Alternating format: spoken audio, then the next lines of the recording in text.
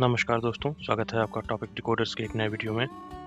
आज हम बात करेंगे एक ऐसी कहानी की जो सिर्फ साहित्य नहीं बल्कि इतिहास और भावनाओं का एक संगम है। ये कहानी है गुंडा नाम की किताब से, जो जयशंकर प्रसाद जी की लिखी हुई है। एक प्रभावशाली कहानी जो हमें 1857 के स्वतंत्रता संग्राम और बनारस की गलियों में ले जाती है। तो चलिए शुरू करते हैं इस सफ़र को और देखते हैं कि गुंडा हमें क्या सिखाता है। जयशंकर प्रसाद, जो कि एक महान साहित्य के कवि, नाटककार और कथाकार थे, वो 1889 में अवतरित हुए और 1937 में इस संसार से विदा हुए। उन्होंने छायावाद के 4 स्तंभों में एक का स्थान हासिल किया। उनकी प्रमुख रचनाएं हैं कामायनी, स्कंदगुप्त और चंद्रगुप्त जैसी महान रचनाएं। गुंडा एक कहानी है जो 1857 के स्वतंत्रता संग्राम के समय बनारस के सामाजिक और राजनीतिक हालात को दर्शाती है। तो आइए बढ़ते हैं इस कहानी के पात्रों के परिचय की तरफ, जिसमें सबसे मुख्य पात्र आता है गुंडा। समाज में अलग थलग माने जाने वाला एक व्यक्ति गुंडा है, जो कि बाहर से कठोर लेकिन अंदर से बेहद ही भावुक और वफादार व्यक्ति है। उसका जीवन संघर्षों से भरा हुआ है और प्रेम वफादारी के नाम पर वो सबसे मन ही मन प्रेम तो करता है, वफादारी भी करता है, लेकिन ये सब समाज और वहाँ की राजनीति के खिलाफ है। तो इन दोनों के बीच की एक जंग दिखाई गई है।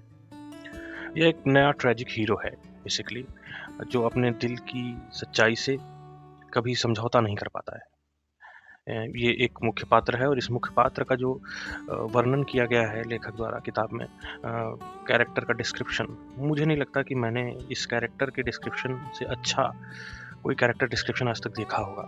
जिस प्रकार से जयशंकर प्रसाद उसके ऊपर से नीचे तक शरीर और मेकअप और हर चीज़ का वर्णन करते हैं, ऐसा लगता है गुंडा हमारे सामने साक्षात आके खड़ा हो गया है। इसमें और भी पात्र शामिल हैं गुंडा कहानी में, जिसमें काशी के स्थानीय शासक जो कि अंग्रेजों के दबाव में हैं, उनका जिक्र आता है, और तमाम ब्रिटिश अधिकारी हैं जो शहर पे अपना नियंत्रण चाहते हैं।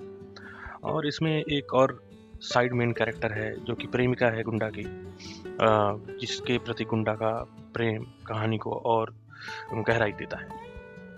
तो आइए बढ़ते हैं थोड़ी सी और विस्तार में इस कहानी के बारे में बात करते हुए। तो ये कहानी एक व्यक्तिगत आघात, पर्सनल ट्रॉमा को दर्शाती है। एक लापरवाह युवक बदल के सिद्धांतवादी विद्रोही बन जाता है। तो ये एक कैरेक्टर का चेंज है।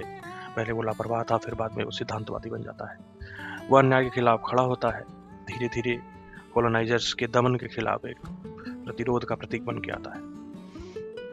तो कहानी सेट है 1857 में, जब भारत में प्रथम स्वतंत्रता संग्राम की लहर उठी थी।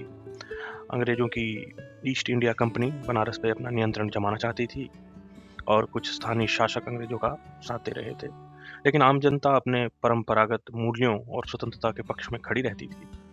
इसी की पृष्ठभूमि में गुंडा का जीवन सामने आता है। शुरू में वह एक लापरवाह सा नवयुवक होता है जो एक व्यक्तिगत आघात का सामना करता है और वो घटना उसे बदल देती है। वह गरीबों और दबे कुचले लोगों का साथी बन जाता है और अन्याय के खिलाफ खड़ा होता है। समाज के उच्च वर्ग के लोग उसे ठग कहते हैं, लेकिन जनता के बीच उसकी छवि एक रॉबिनहुड जैसे नायक की है। उसकी पहचान उसकी मूछों से, बिच्छू जैसी मूछें, हाथ में कड़ासा से होती है। उसे डरावना बनाती है क्योंकि उस बलशाली शरीर, साथ में हाथ में कड़ासा, और जो कैरेक्टर डिस्क्रिप्शन दिखाया गया है उससे लगता है कि काफ़ी बलशाली और हिंसक छवि है। लेकिन धीरे धीरे वो कॉलोनाइजर्स के खिलाफ दमन का एक प्रतीक बनता है। कहानी में रोमांस, त्रासदी दोनों है। गुंडा अपने प्रेम और वफादारी के लिए सब कुछ न्यौछावर करने को तैयार है, और अंत में कहानी एक गहरी और भावनात्मक मोड़ पर पहुंचती है जो दर्शकों को कई विषयों पे सोचने पर मजबूर कर देती है। तो इस कहानी के बारे में मेरे पर्सनल विचार और जो कुछ भी मैंने सीखा उस पर मैं थोड़ी चर्चा करना चाहूँगा। तो गुंडा एक ऐसी कहानी है जो हमें ये दिखा रही है कि व्यक्ति और समाज के बीच संघर्ष हमेशा मौजूद रहा है और रहेगा। और इस कहानी से ये पता चलता है कि प्रेम और वफादारी सामाजिक दबाव से ऊपर होना चाहिए और हो सकते हैं, अगर नहीं है तो हो सकते हैं। और मेरे नज़रिए से 1857 के पर्सपेक्टिव से कहानी भले ही लिखी गई है, लेकिन गुंडा जो हीरो है इस कहानी का, वो अपने समय से काफ़ी आगे है, अहेड ऑफ इट्स टाइम एक कैरेक्टर लिखा गया है, जिससे कि रीडर्स को इस कहानी में रोमांस और हिस्ट्री का एक यूनिक अनोखा सा मिश्रण मिलेगा।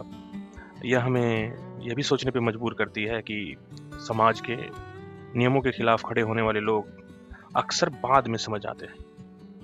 पहले नहीं समझ में आएंगे, जब वो लड़ रहे होंगे तो सारा समाज उनके खिलाफ होगा, उनको काफ़ी विरोध का सामना करना पड़ेगा, सब कुछ दिक्कतें आएंगी। लेकिन जब उनका समय बीत जाएगा और आगे की जनरेशन्स पीछे पलट के देखेंगी, तब उन्हें समझ में आएगा कि अरे ये तो अच्छा आदमी था। तो दोस्तों, ये जयशंकर प्रसाद जी की जो गुंडा कहानी है, ये मेरी सबसे प्रिय कहानी और सबसे प्रिय पुस्तकों में से एक है।